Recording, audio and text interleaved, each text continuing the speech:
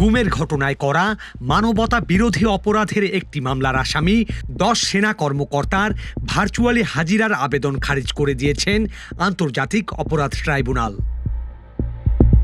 বিচারপতি মোহাম্মদ গোলাম মুর্তুজা মজুমদার, বিচারপতি মোহাম্মদ শফিউল আলম মাহমুদ ও বিচারক মোহাম্মদ মহিতুল হক এনাম চৌধুরীর 3 সদস্যের ট্রাইব্যুনাল বুধবার এই আদেশ দেয়। আমরা লক্ষ্য করেছি যে আসামি পক্ষের আইনজীবীরা সেনাবাহিনীর সাথে এই বিচারকে মুখোমুখি করার একটা প্রচেষ্টা আমরা লক্ষ্য করেছি। আমরা আদালত এটা স্পষ্ট করে বলেছেন যে এই বিচার সেনাবাহিনীর বিরুদ্ধে নয়। প্রসিকিউশনের পক্ষ থেকেও এটা সুস্পষ্টভাবে বলা হয়েছে যে দেশপ্রেমিক সেনাবাহিনীর বিরুদ্ধে বিচার নয়, কারণ এই আসামিরা অপরাধগুলো করেছেন যখন পুলিশে পোস্টেড ছিলেন। পুলিশের একটি শাখা হচ্ছে র্যাপিড অ্যাকশন ব্যাটালিয়ন বা র্যাব।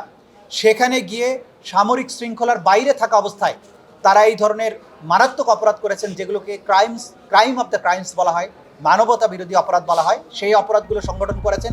এই মামলায় brigadier general Mohammad Jahangir Alam, Tofail Mostafa Sarwar, Mohammad Kamrul Hasan, Mohammad Mahbub Alam, KM Azad, colonel Abdullah আল মোমেন ও আনোয়ার লতিফ খান, লেফটেন্যান্ট কর্নেল মোহাম্মদ মশিউর রহমান ও সাইফুল ইসলাম সুমন ও সারোয়ার বিন কাশেম সহ 10 আসামির পক্ষে ভার্চুয়াল হাজিরার আবেদন করা হয়েছিল।